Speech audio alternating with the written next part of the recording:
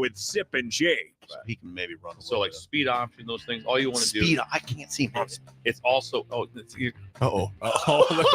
Look what you did. Look what you did. Look at Bill. Down. Come on Just now. calm down. I don't say anything about semicolons or should there be Word parentheses or Too many commas over there. too many Zip. Come on. run-on sentences. Don't talk about that. It's not my wheelhouse. Early break with Sip and Jake from 6 to 8 every weekday morning. I get it, slip it, cuff it, check it twice a day. I get it, slip it, cuff it, check it in the morning and before dinner. I get it, slip it, cuff it, check it, and share it with my doctor. Nearly 1 in 2 U.S. adults have high blood pressure. That's why it's important to self-monitor your blood pressure in 4 easy-to-remember steps. It starts with a monitor. Now that I know my blood pressure numbers, I talked with my doctor. We're getting those numbers down. Get it, slip it, cuff it, check it. Talk to doctor now and share it. Be next to talk to your doctor about your blood pressure numbers. Get down with your blood pressure. Self-monitoring is power. Learn more at manageyourbp.org. Brought to you by the Ad Council, the American Heart Association, and the American Medical Association, in partnership with the Office of Minority Health and Health Resources and Services Administration. Sometimes I just cannot believe all the storms we've gone through here. I can only hope that we'll be able to leave this house to you one day, baby. You're our legacy. Planning for these disasters will make sure we're safe, and is the best way to protect that legacy. Protect your legacy. Visit ready.gov/plan for the tools and tips you need to start your emergency preparedness plan today. Brought to you by FEMA and the Ad Council. If you came across someone struggling with hunger, how would you recognize them? By their clothes, their age, the way they speak. Hunger can be hard to recognize. Learn why at IamHungerInAmerica.org. Brought to you by Feeding America, 200 Food Banks Strong, and the Ad Council. Ever wish you had another light switch on the other side of the room on a dark night? How much better would you sleep at night if you had a ceiling fan in your room? The High Electric Service Department is here to make your electrical what-ifs a reality. Whether you're looking to replace some outdated light fixtures or brighten up your counters with under-cabinet lighting, High Electric can handle all types of residential electrical installations and services. Give Erica a call at 402-466-6606 or visit high-electric.com to get started. Golfing in 72 degrees and perfect conditions in Nebraska doesn't seem possible in December, but it is. Double Eagle Golf is your escape from the bone-chilling cold outside and a reason to keep your clubs out year-round. Book your holiday parties at Double Eagle Golf and make plans to join them for a New Year's Eve party. Gift cards make a great stocking stuffer for Christmas, and don't forget to look ahead to 2024 as spring leagues begin in February. That's all at Double Eagle Golf inside the Kinetic Sports Complex on West O Street. Online at doubleeagle.golf. 93.7 The Ticket, Fox, KFXL weather. Brought to you by Bryant Air Conditioning, Heating, Electrical, and Plumbing. Your weekly forecast for today, we'll see mainly cloudy skies. It'll be a little breezy at times. Otherwise, we'll see a high around 33. Tonight, mainly cloudy skies continuing. We'll see a low around 19. Tomorrow, probably sunny skies do return. We'll see an afternoon high a little warmer, around 35. I'm meteorologist Kyle Tucker for 93.7 The Ticket and theticketfm.com. Live from the heart of Lincoln, America, welcome to Ticket Weeknights on 93.7 The Ticket and theticketfm.com. What up, what up, what up? Happy New Year and Merry Christmas to everybody. Welcome back to Running the Race with Guy and Zach. If you guys want to hit us up during the show, you can hit up the Sarter Hammond text line. Hammond. Sarter Hammond. And that's at 402-464-5685. And also the Honda of Lincoln hotline as well. This is 93.7 The Ticket. And me and Zach had a great show for you guys. Zach, would you like to introduce this beautiful man over here for us? Yep. So this is my father, Ed Phi. So Edward. He is Edward. Actually, it's Eddie. Eddie Phi. He's been the head track coach at Doane for 21 years. 40. Oh, head coach. Yeah. Yeah. So he graduated from Doane and went to Slippery Rock College for a year. Is that right? Yep. And he's been at Doane ever since as an assistant under head coach Fred Biley, who then gave the reins to him 21 years ago, and he's been there ever since. And he's now my coach, just to clarify. So just kind of get us rolling. Dad, in that time, let's go through some accomplishments. You were an All-American. Was that a relay? Yep. It was 4x1 when we were freshmen. There were, yep. So you're a speedster. Yeah.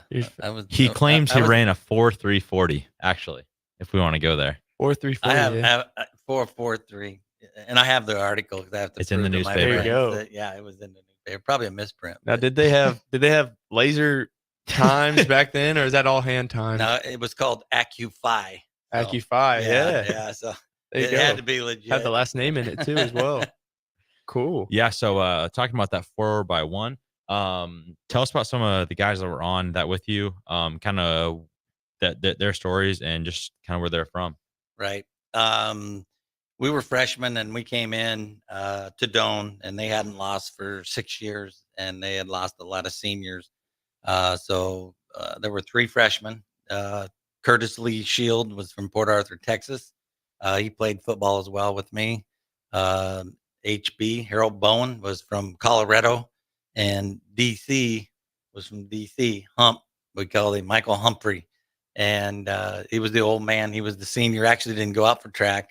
I don't believe his junior year. And we talked him into going out, and we became very close. To this day, we chat every day. We got a All-American chat deal to make us feel good every day. go. So we get out of bed. And he sends scriptures every morning to all of us. And then we poke at each other a little bit, and are very thankful that I have those guys in my life and have built great relationships during that time. And I think that's at a time where I went through Doane and started building those relationships. And when you do that and have a head coach that builds that type of culture, it meant a lot to me. And then we ended up being team captains. Curtis and I did our senior years, and HB had graduated, obviously, or not HB, but DC had graduated, and he had a boy that played in the NFL. So he had a little bloodline. Yeah. Yeah. So just kind of to go off that, to give you guys an idea, those guys who are on the 4x1 with my dad, they come to my sporting events, and they have since I was, 6th, 7th grade. That's kind of just thing they had going on at Doane. And Dad, I've been around you enough to know that's what on the track team, that's what we value. Is we want a bunch of lifelong friends. And you just want to talk about some of the culture and values that make Doane track special to you? Yeah, I mean, a little story about those guys with my 2 boys. Landon is track. He does all 3 sports at Wahoo, and they call him nephews. And Landon was at a basketball game when he was really young, and he told him, "This is my Uncle Hump and Uncle Curtis," and they looked at him because they're both black, and they threw him off a little bit. But so anyway, it's kind of cool that he had 2 black uncles. So, anyway, that's cool. But the culture at Doane that we put through is what Fred Biley taught all of us when we were. He was the head coach for 56 years. Until 2002, he was the head coach.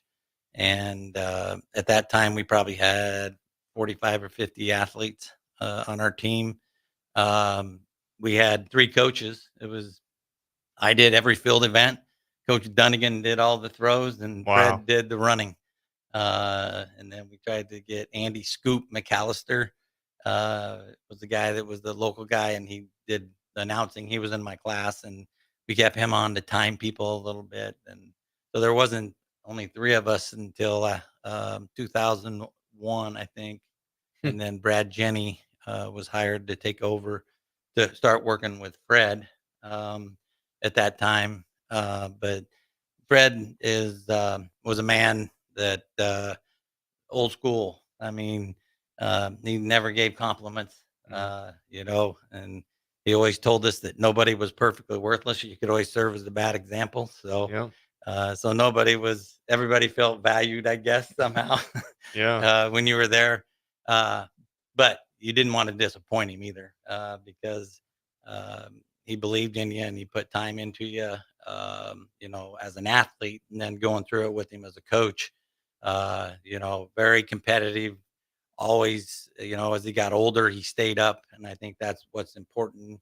You can get stuck in what you do and how you do it, and even to me, this day with Zach is just like all the technology and the knowledge that's out there, and you try to keep up with that, and and I still got it on a Google Doc, which is really A little bit dated. a little a little dated for me to be able to do things.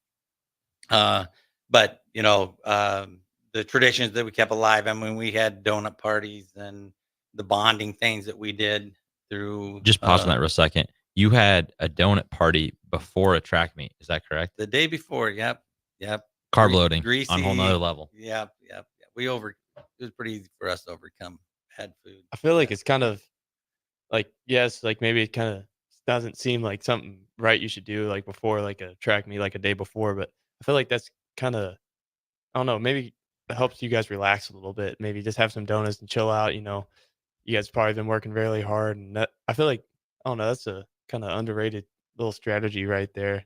Like I've seen, what's the guy? Who's the weightlifter that says lightweight? Ronnie Coleman, is that who it is? Yeah, Ronnie Coleman. Yeah, he was talking about how he was going to his shows and um he was just really uptight. He didn't want to relax at all. And some of like the veteran like bodybuilders like, we're drinking beer, eating pizza like before the show, like the next day. And like he said, dude, you gotta just relax, man. And he did that, and he said he never looked better that next day, like for his show and like showing off his body. So that kind of reminds me of that. So I really like kind of the donut thing. You guys still do that? Oh no, we don't do that. No more donuts.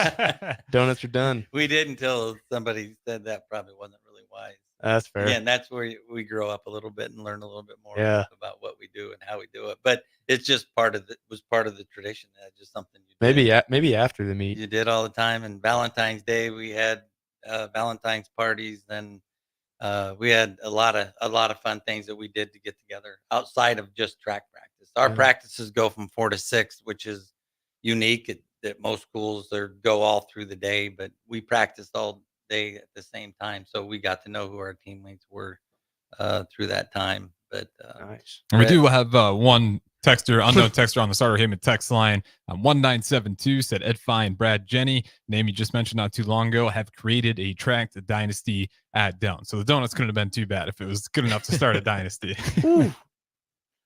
Yeah, to kind of go off that, 582 All-Americans. Is that right? Yeah, something like that. I guess we're just putting in the plug for the Doane track team. Yeah, 582 All-Americans, 50 plus national champions. 2021, we got a men's national title and two girls national titles right now. To go off some of those studs that we've had, a few years ago, we had a sprinter named BJ Lawrence, who is from St. Kitts and Nevis. He now works with the Doane track and field team on an NIL deal for Glucose Energy and Nathan Sports Clothing. And Jared Skirmans, who was the U.S. champion. USA national champ. Right? Yeah. So we're kind of talking about this on the way up, Dad. Cale Wolkin, another guy we have, he's the national record holder in the decathlon. Small town kid.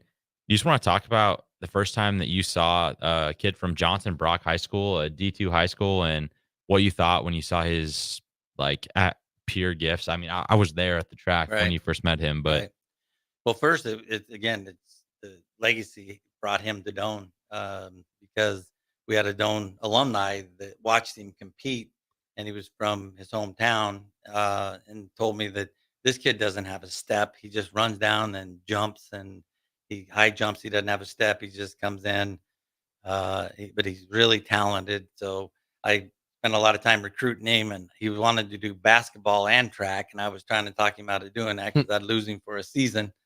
And I went over, I think Zach was with us. We went over to watch him play basketball at Tri-County, I believe, and he had the worst game he's ever had. And I don't think he made a basket. And he come up and told me, which I'm glad that happened, because then he told me he just wanted to do track after that day, which was something really, really good. And then after we had signed him, he came in before the season, and I said, well, let's help you a little bit. Let's get a step. So we ran down and got him a step, and he learned how to hitch kick really quick. And I said, well, let's work on your extension. So I put a line out there at 22 feet. And I said, just try to get your feet extended out there so we can get it. And he sat on that line. And I'm like, yeah, he's all right. And then we put up the bar and we were scissoring, and I had it over 6 feet, and he was scissoring the bar at 6 feet.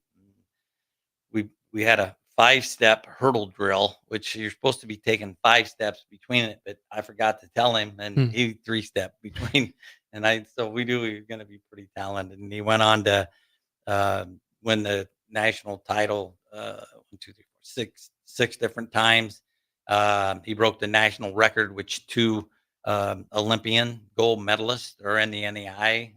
Brian Clay was one of them, and Bruce Jenner was another, a very long time ago. Yeah, Grayson. But they always had some big talent, and he broke that national record, which was huge. And he went on to him and I got to coach the USA National Thorpe Cup team, which is we take 8 U.S. decathletes, and we pick and choose those people, and we go against Germany, and then scored.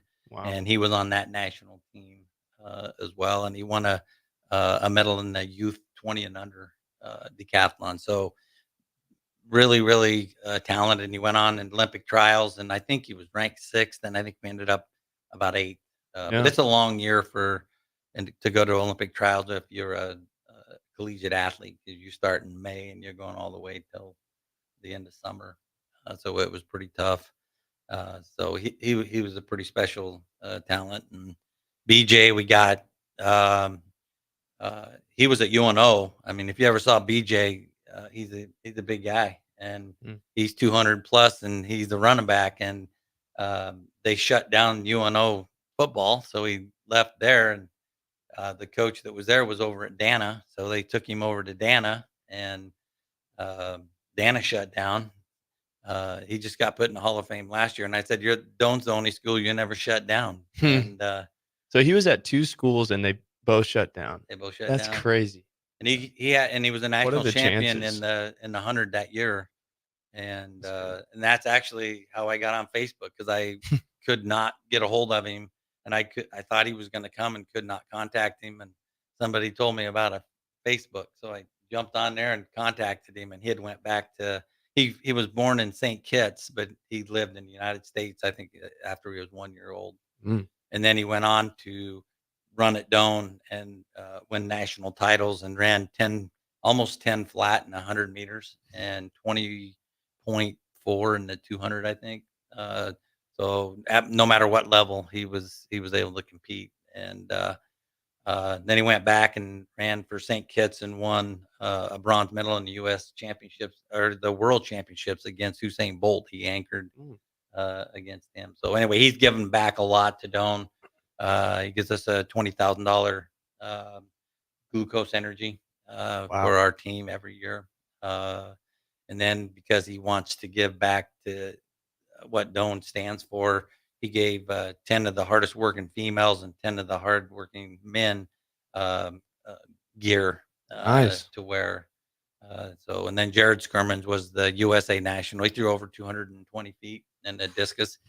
And it was a good story, because him and Coach Dunnigan at track camps made a great relationship, and he could have gone anywhere he wanted, but he believed in Coach Dunnigan. And track's one of those sports that if you throw far, it doesn't matter if you're Division 1, 2, 3, NEI, JUCO, you throw far or you run fast. So if you're going to the place that you think they can develop you, then that's where he needed to be. And even when he was at the Olympics and the U.S. championships and wherever he was, he always came back in the summer to have Coach Dunnigan work with him. So those are 3 kids that really did a lot of great things, and they were all Nebraska kids. So That's the one thing I've been noticing, like as I became friends with Zach and kind of learning more about like track and field, and also like track and field, like in like NAIA, like you would think, basketball and football, like, there's like levels to it, there's probably better ball being played at Division 1 level for basketball than there is, D2, D3. Not saying that there isn't any good players at all those levels, especially like in AI as well. There's good players everywhere, but like track, like what I've noticed is just like there's, it's all about the same. It's just, some of this has a bigger name than the other, but so I think that's really cool to see and been learning about. Yeah. What do you think about that, Zach? I mean, track's the only sport where you can't really be a victim of a coach's bias or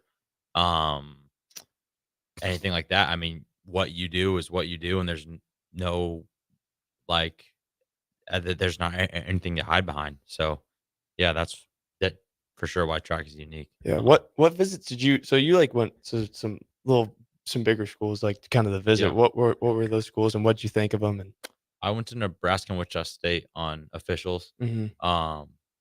Track was kind of out of nowhere after they figured out I could throw the javelin. Yeah. But the thing that was different is I was going to be kind of a number at those schools. And it was like, okay, like, and he just talked about it. So, Kale, he went to Johnson Brock.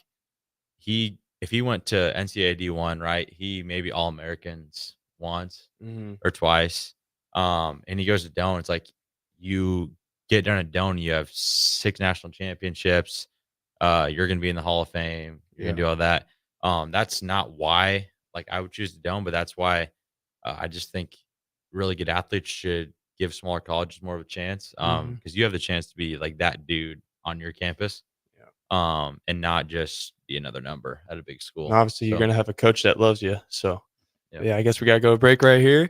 And then, Yeah, absolutely. We'll throw it to break right here on the Doane Athlete Project. We got Ed, head coach of the Doane track and field team. Of course, his son, Zach Files, part of the track team, and Guy off the basketball team. 2 more segments left. Plenty to talk about. Don't go anywhere. Mario fue pintor más de 30 años. Cuando me dijo que se le estaban olvidando las cosas, fue difícil. Un día me dijeron que pintara el marco del lado por dentro y pinté el lado de afuera. Yo le diría a la gente que le diga a su familia lo que está pasando con él. Si algo se nota diferente, podría ser Alzheimer. Es momento de hablarlo. Visita alz.org/nuestras historias para saber más. Un mensaje de the Alzheimer's Association y the Ad Council. Victor deployed for the first time to Afghanistan in 2003. At 4 a.m, my phone rang. They said, "I regret to inform you that your husband was wounded in action." Victor sustained a moderate traumatic brain injury. I was doing school full-time, and I was also then caring for Victor. One of the most important elements of caregiving is taking care of yourself. I just didn't want to forget that I also had goals and that I also had a life. What I did is I challenged Victor to meet me halfway. There are almost 6 million military and veteran caregivers across the nation. We have our own journey, and we can fulfill that journey at the same time that we are helping our loved one. Visit aarp.org/caregiving for a free military veterans guide to navigate your caregiving journey and better care for your loved one and yourself. Brought to you by AARP and the Ad Council. Okay, kids, Dad's gonna teach you how to dance. First, spread your feet apart. Then, pump your knee, nod your head, shake your hips, and bite your lip ever so slightly. Now, with one hand in the air, point at people with the other hand. I call that the rock star. Dance like a dad. It's a great way to make a moment with your kids. Now, make a face like it just smells something bad. Visit fatherhood.gov. Brought to you by the U.S. Department of Health and Human Services and the Ad Council. Alexa, play 93.7 The Ticket. Okay, playing 93.7 The Ticket. Alexa, turn down the lights. Dimming the lights. Alexa, order a pizza. The big one. All the toppings. Are you sure that's a good idea? Alexa. That's a lot of pizza for just one man. Alexa, just do it. Stop judging me, just do it. As you wish. Thanks, Alexa. You're my best friend. A child's learning doesn't just happen in a classroom. It happens wherever they are, all day, every day. What you teach your child at home is every bit as important as what they learn in school. Talk to your child about your family, your history, the foods you eat, the holidays you celebrate, and the values that are important to you. Tolerance, honesty, respect. Remember, you are your child's first and most important teacher. Sponsored by the Nebraska State Education Association, aired by the Nebraska Broadcasters Association and this station. Everything we do, from our jobs to our hobbies, to the stuff that makes us who we are, all of those things come with the tool of the trade. I'm Trooper White of the Nebraska State Patrol. Wearing your seatbelt can reduce your risk of injury by 50% in a crash. So, every time you get in a vehicle, remember to use the tool of the trade, your seatbelt. This message presented by the Nebraska State Patrol and the NDOT Highway Safety Office. This is how we do every day. We be grinding, and if you wanna come and text us, If you love them enough to turn off your music and pretend like their music is your music, This is Mommy's jam. then surely you'll check nhtsa.gov/the right seat to make sure they're in the right car seat. Let's play it again. Check today at nhtsa.gov/the right seat. Brought to you by the National Highway Traffic Safety Administration and the Ad Council. Your home is your empire. Protect it with Empire Fence. Get a free instant quote with the online estimating tool at empire-fence.com. See an upfront estimate with no hidden fees. An Empire Fence can provide privacy and improve the appearance of your home. Keep kids and pets in or out of your yard. Increase security and add value to your property. Visit empire-fence.com now to view the stylish and maintenance-free possibilities for your home and get a free instant online quote. Let Empire Fence protect your empire. I'm Sergeant Jones with the Nebraska State Patrol. Driving drunk puts everyone on the road at risk. In Nebraska, over 30% of all roadway fatalities occur in alcohol-related crashes, and every one of those could have been prevented. The decision to give your keys to a sober driver could be the decision that prevents a roadway tragedy. Help keep Nebraska roads safe and always drive sober. This message is presented by the Nebraska State Patrol and the NDOT Highway Safety Office. Back to the Ticket weeknights on 93.7 The Ticket and theticketfm.com. All right, we are back. So you guys can text the Starter Heyman text line at 402-464-5685. You guys have anything for us to talk about or any questions? I'm going to start with this phrase, and I'm going to let Zach kind of talk about our next topic, but it's like, save a horse, ride a cowboy. Zach, what we got? All right, so we're going to change it up a little bit. We've been all tracks so far. I guess we're going to go into the background or the age of Ed Fi. So, Dad, you grew up in Juanita, Nebraska, way out west in the boondocks. Yep. The boonies. About 20 miles from Colorado and 20 miles from Kansas. So I'm just curious because we grew up in a very different era. What was like the thing to do as like a teenager or a high school kid when you were growing up? Well, we didn't go to town. We lived about 6 miles out of town, so we didn't get to town very often. But I had 5 brothers, so we had to come up with a lot of things that we could do on the ranch and on the farm.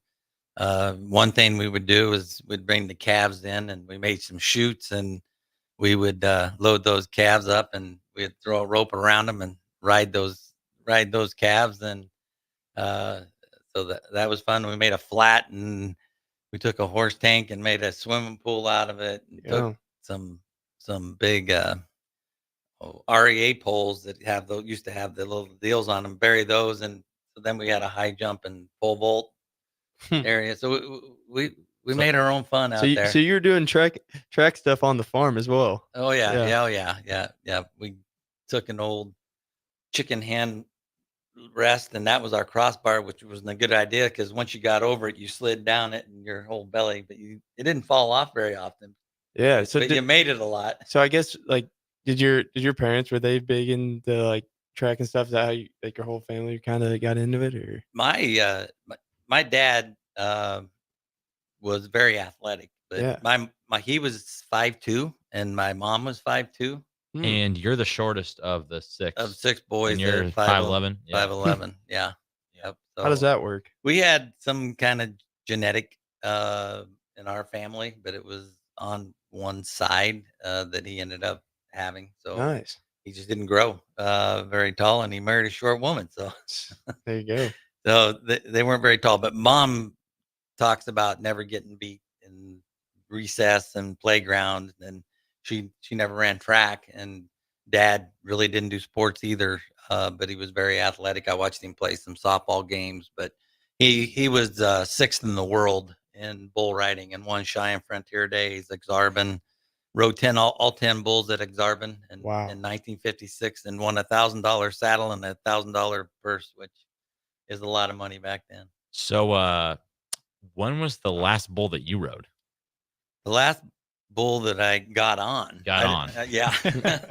I rode until I was 40 years old. It kind of got the joke because I rode all the way through college and afterwards, and then I was going to be done. And then I started coaching at Doane, and the coaches would always pay my entry fee at Crete. And so anyway, I ended up riding every year at Crete. And I usually there wasn't really good riders there. As long as you stayed on, you usually got some money.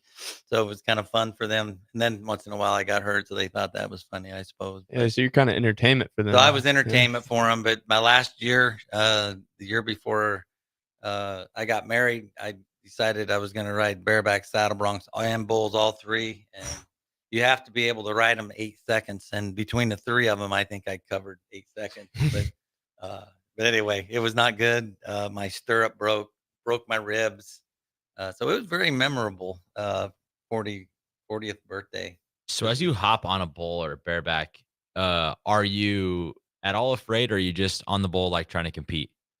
It's a lot different kind of competition because you really don't have much time. Once they get your bull or horse in the chute, you're pulling your cinch down, getting ready to go. So you're not really thinking about, like, I have to get off of this bull, and there's only one way off of it. Now, barebacks, as long as you stayed on, you get a pickup guy, and you and I was pretty fortunate to be able to ride most of my barebacks. So that's a lot further fall.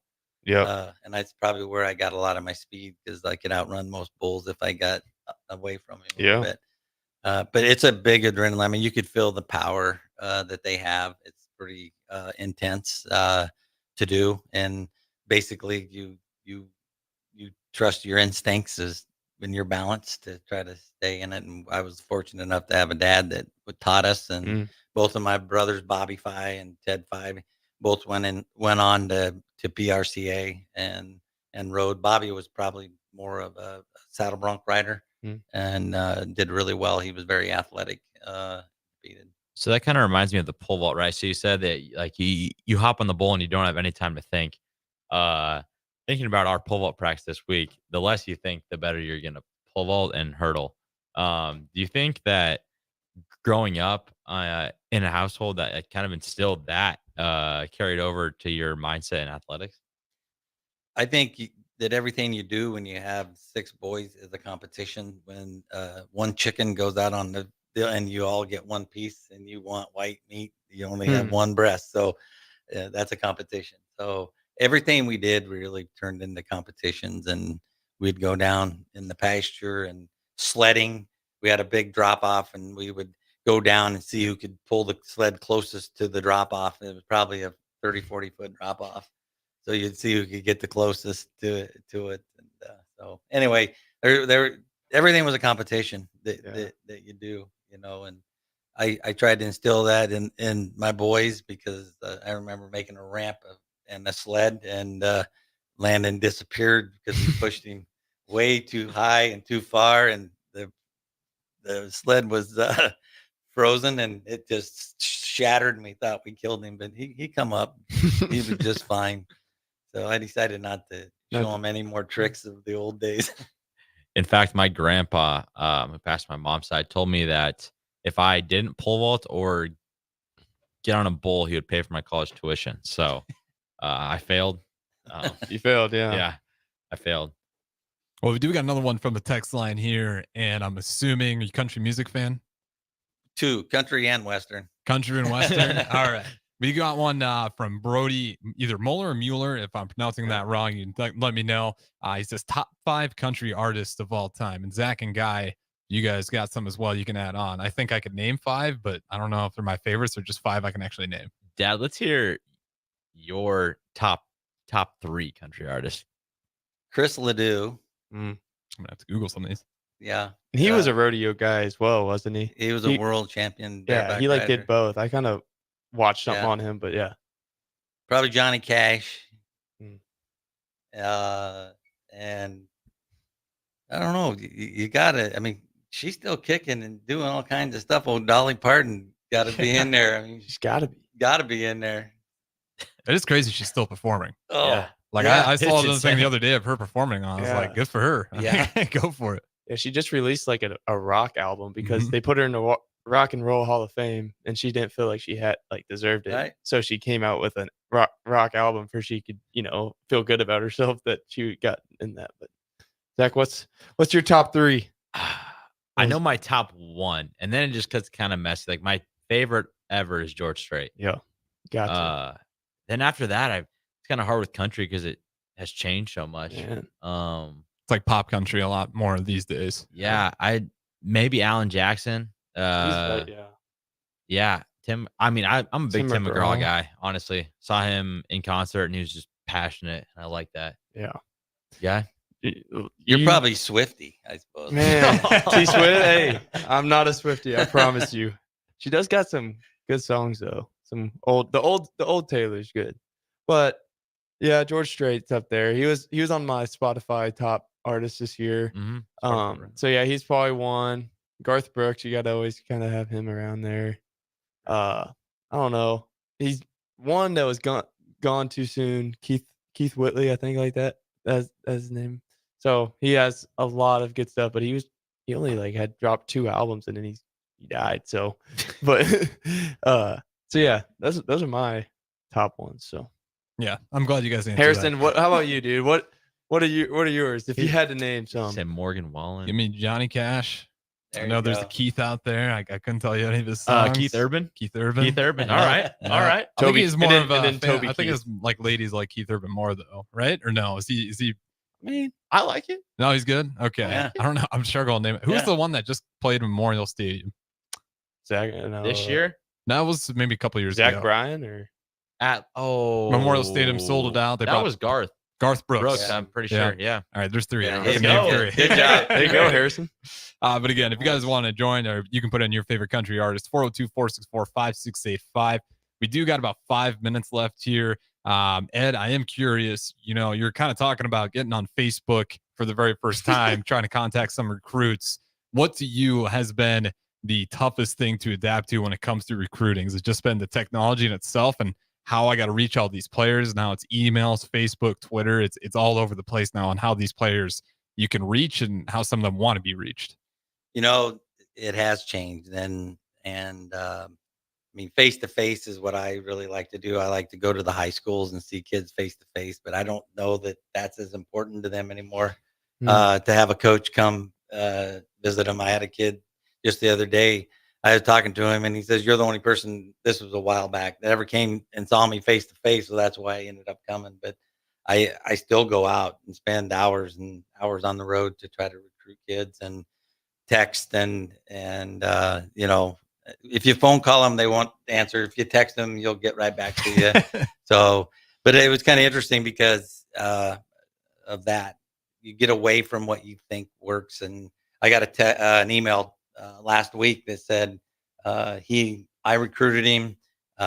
He was out of Texas, and now he's coaching at New Mexico. He has high school kids. And he said that the best piece of recruiting material he ever got was a Christmas card he got from me. And I had personally drew the Christmas card. So I had a Christmas tree with a tape measure wrapped around it and a shot put on it and discuses and a lot of different things. And then inside I had a Santa Claus with a scroll open, future Doane Tigers making our list. So it's just a little bitty things. And, so I spent probably a week redrawing that Christmas card, and I sent that out, but I did it on text. But I had so much response because of personal, I don't know, the personal touch, because I had to quit making it because I was branding wrong at our school. So I hope I just didn't turn myself in. But anyway, so it has changed a lot, but I think, we've changed a lot as well of what we do. And there's a lot more kids out there wanting scholarships, wanting to compete, wanting to do a lot of different things. And there's a lot of options. I mean, there's a lot of great schools in Nebraska that can really help kids in Nebraska at small schools and our universities, UNL and the state schools as well. But you're all competing against those type of people, and the money's got better. I think the scholarships and the academic scholarships and programs, are a lot better than what they were before. Yeah, absolutely. It is you kind of see that with every aspect, not just track and field, but with Matt Rule, even with the football team, I think you're definitely right. Having that personal touch helps. That's why you see Matt Rule not go to Ainsworth once, but a few times, making sure that Carter Nelson, like, hey, I'm still here. I could be there in person, so you can talk to me face to face on what you want out of this program, so we can at least agree on something. And it's just it's interesting to see how this thing continues to evolve because, like you said at first, they might not answer a phone call, or if you say, I want to meet you face to face, they might call you on FaceTime and think that's the same thing. So it's just kind of that new era. Right. But nonetheless, we do got to throw it to our final break here on the Doane Athlete Project. We here with Ed, head coach of the Doane track and field team, Guy as well, his son, and on the track team as well. And of course, Guy on the basketball team, Zach Fye, son of Ed, on the track and field team. Don't go anywhere. One segment left right here on 93.7 The Ticket. I'm Christy. I used to smoke cigarettes. I had smoker's cough and severe shortness of breath, and I knew I had to quit. Then I tried e-cigarettes, but I just ended up using both. I really didn't start to get better until I quit smoking completely.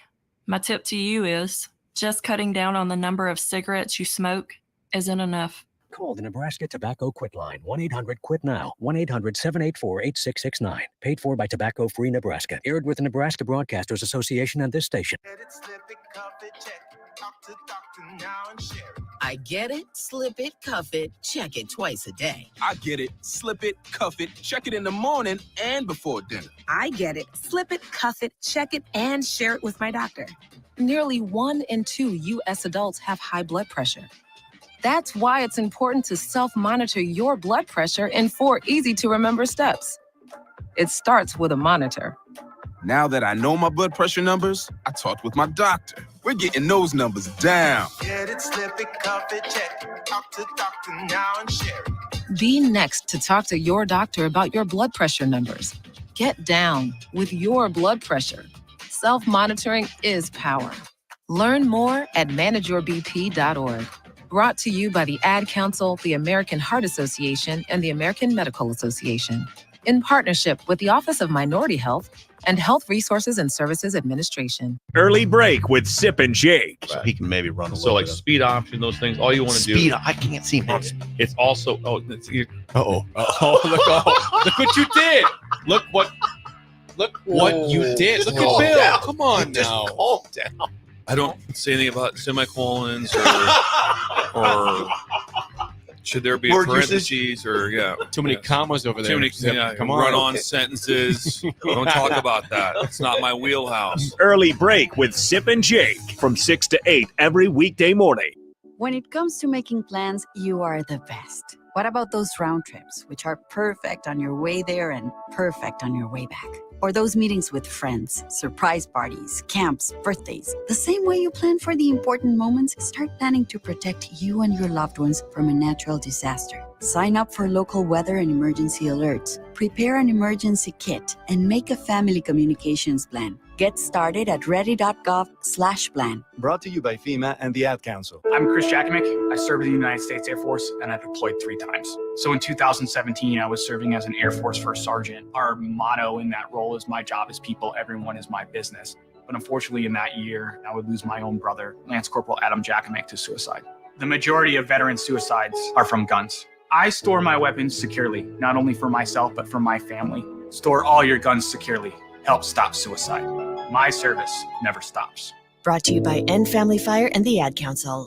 Adoption of teens from foster care is a topic not enough people know about, and we're here to change that. I'm April Dinwiddie, host of the new podcast, Navigating Adoption, presented by Adopt US Kids. Each episode brings you compelling real-life adoption stories told by the families that live them with commentary from experts. Visit adoptuskids.org/podcast or subscribe to Navigating Adoption, presented by Adopt US Kids. Brought to you by the U.S. Department of Health and Human Services Administration for Children and Families and the Ad Council.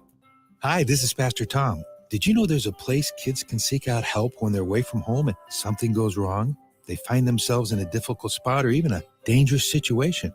Maybe another child is bullying them or a stranger is following them. Perhaps on a date and things just go bad. In Lincoln, here's where they can find help. It's called Safe Place. Safe Place is a national program for children taking place in thousands of cities across the United States. The People City Mission is sponsoring this program in our community and has set up a number of businesses, fire stations, schools, and nonprofits around the city to become safe locations where kids can seek out help. They just need to look for the big yellow sign that says Safe Place on it. Then go inside and ask for help. We will be quickly connected to them and ensure they make it back home or to whatever resources are needed. If you'd like to find out more about Safe Place and ways in which you can get involved, just go to pcmlincoln.org. Remember, when we all do a little, we change a lot. My early Alzheimer's diagnosis was hard to take. But it gave my mom and me more time to plan together. Talk to your family about seeing a doctor. Go to alz.org/time to talk. A message from the Alzheimer's Association and the Ad Council. I'm Christy. I used to smoke cigarettes. I had smoker's cough and severe shortness of breath, and I knew I had to quit. Then I tried e-cigarettes, but I just ended up using both. I really didn't start to get better until I quit smoking completely. My tip to you is just cutting down on the number of cigarettes you smoke isn't enough. Call the Nebraska Tobacco Quit Line, 1-800-QUIT-NOW, 1-800-784-8669. Paid for by Tobacco Free Nebraska. Aired with the Nebraska Broadcasters Association and this station. Sometimes I just cannot believe all the storms we've gone through here. I can only hope that we'll be able to leave this house to you one day, baby. You're our legacy. Planning for these disasters will make sure we're safe, and is the best way to protect that legacy.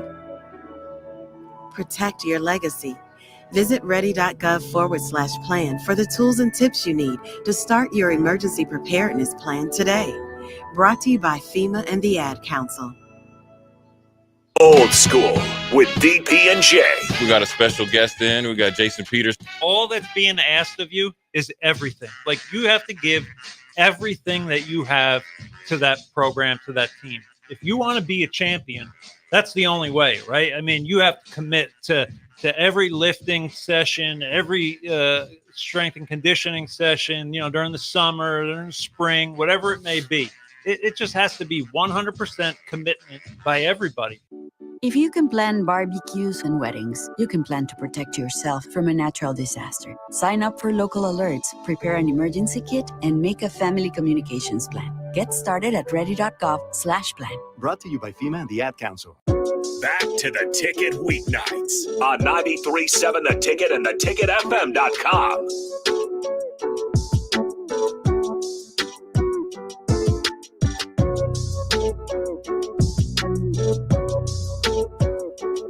All right. This is 93.7 The Ticket. We're at our last kind of little part of the show here. You can hit up the Starter Heyman text line at 402-464-5685. If you guys want to shoot us anything that you want us to talk about for this last 6-7 minutes here. So what are we thinking? Got anything, Zach? I don't know. Maybe we just go to the 2021 National Championship. Talk about that a little bit. Let's do it. So track and field is kind of a funny thing. A lot of things to go right, obviously, to get that national championship down. I just want to talk about some of the key events of that track meet and how kind of not ironic, but lucky we got. Just a few things going our way. Right. If you remember, that was coming off of COVID, and and so much had changed that year before because we didn't even have an outdoor season. We were fortunate enough, probably the only team that had our nationals, and then we got back from nationals and it shut down. So we didn't have an outdoor season. So we were off. And so one thing I'm really proud of, and I think that the coaching staff at Doane did really well was adapting to that with our athletes, and going into the year, we had a lot of kids that were very talented. We went to nationals with 18 guys, and not one of them won a national title. So, we had to nickel and dime them, and we knew we could. We knew there was some kids that could have possibly won nationals, but we didn't know that they would. So we just had a lot of kids that were going to do some things. And as a real team we got there, and we had a high jumper that was a 7-1 high jumper that didn't have a great day. He ended up 8th and was pretty frustrated, but he's also a javelin thrower, and he come back out and ended up, I think, 3rd. Ended up getting his points a different way. So we kind of had that whole thing going and for us, and we were kind of out of it. Indiana Tech, the last day, they had the 4x1, they had a 200-meter guy, they had the 4x4, and we had 2 pole vaulters going and a mile relay. And I remember it just standing at the pole vault pit, and one of our vaulters went and made it, which sewed up 2nd and 3rd. And right as he was coming down, I look over in the 4x1, Indiana Tech dropped the stick right in front of us, right by the pole vault pit. And it was like slow motion. And I was like, "Come here, Patan, get off the track. Let's go." And they didn't pick it up, and they didn't run with it. They just were upset and didn't go. So then it come down to the mile relay, and we had to finish, I believe, 3rd in the race, and we were setting 4th out of it. And Zach Turner, local guy from Crete, Nebraska, which is a classmate of Zach's, started coming on this guy, but Indiana Tech was winning, so that didn't do us any good. So in that last 100 meters, the other team passed Indiana Tech, we passed the other team, and then it was a tie. So people were going crazy, but there was a protest that it was done. So we didn't know that we had won, because we had to wait, because the Madonna, which we tied with, had a protest against an honest effort rule the day before, which is a complete judgment call on what had happened in a relay, which it shouldn't even have been a judgment call, really. But that was the longest 20 minutes of our lives, waiting to see if how they were going to rule on that. So anyway, they ended up not disqualifying that person from the day before. So we ended up with a tie. And then we got in this fall, and then we found out that there was a marathoner that was illegally had ran. And anyway, he got disqualified. So that moved our marathoner up. So actually we ended up winning an outright national title. Let's go. What were the feelings for that roller coaster?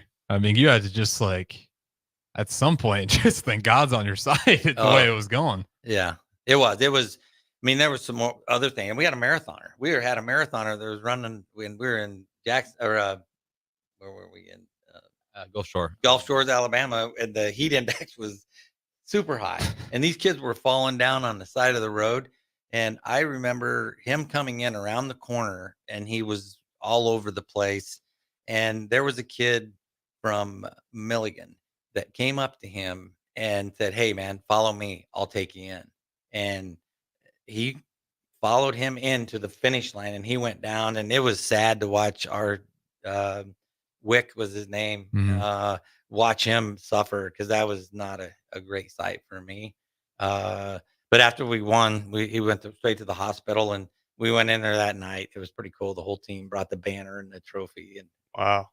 Actually, we didn't get the trophy because we tied. So they got the trophy. We got the banner. So they mailed us the trophy. So anyway, there that happened, through that race. But we had 18 kids that just fought and scored, and we had one international kid on there, and he was from Texas. And everybody else was just rural route Nebraska boys and girls that fought and scratched and believed that they could compete against anybody in the. So it was a tie at first, and you split the banner and trophy, but then more results came. Then you guys actually won. So they had to mail you the trophy back. And I actually also lost the Coach of the Year award because I had to rock, paper, scissors for this guy. And I ended up losing I ended up getting one, but I actually didn't get that trophy either. So we did win a national title, but all the awards that went trophies, I really didn't do very well in competing to win those. I'm glad he didn't want to race. Yeah. All right. Well, that about does it for running the race with Zach and Guy. Thanks for everybody, listening. Ed, we thank you. Absolutely. Thanks for having me. Yeah. All glory to God, man. Yes, sir. Happy New Year.